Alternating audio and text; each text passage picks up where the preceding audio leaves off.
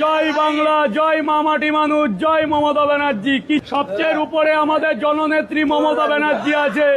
আমিও হিন্দুত্ব হয়ে বলছি জয় শ্রীরাম, জয় জয় শ্রীরাম।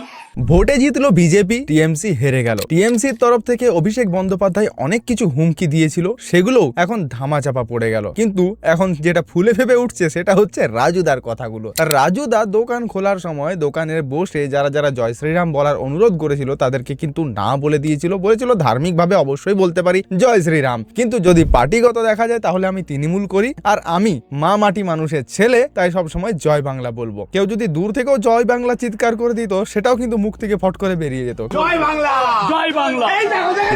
জয় শ্রীরাম সে বলতে চাইতো না।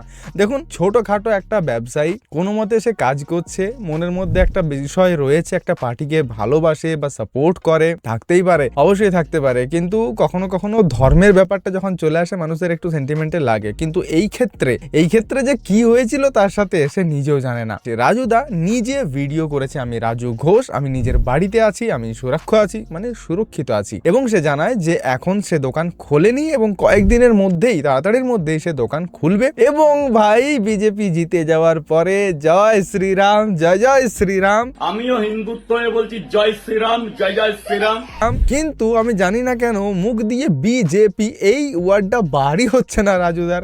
বলছে যেই জিতুক না কেন জয় শ্রীরাম।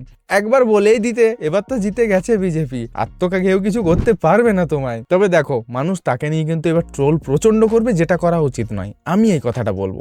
অবশ্যই টিএমসি বিজেপির একটা দ্বন্দ্ব লেগে রয়েছে এখন, কিছু মানুষকে গিয়ে মারধর হেনা তেনা বিভিন্ন রাগ আছে, সমস্ত কিছু হবেই, এটা হতোই। কিন্তু তবুও বিজেপি সরকার কিন্তু এটাকে আটকে দিয়েছেন এবং বলেছেন যে এই ধরনের কাণ্ড প্লিজ কেউ করো না, আমরা তাদের মতো নয়। কুকুর কামড়ালে আমরাও কুকুরকে কামড়াই না, তাই আমরা তাদের মতো নয়, আর সেই কারণে আমরা এই ধরনের রিয়াকশন দেব না, আমরা কাজ করে দেখিয়ে দেবো। আর এটাই সব থেকে বড় জিনিস। আই থিঙ্ক কিছু সোশ্যাল মিডিয়া ক্রিয়েটাররা নিজেদের কন্টেন্ট বার করার জন্য তাকে বারবার উস্কাবেন বা ট্রোল করবেন। আই থিঙ্ক এবারে আস্তে আস্তে ধামাচাপা দিয়ে দেওয়া উচিত, কারণ সেই মানুষটুকু কোনো মতে করে বলে খাচ্ছে। তবে হ্যাঁ, এবারে আসল সত্যতা তো সবাই জানতে পেরেছে, আসল ক্ষমতা সবাই জানতে পেরেছে।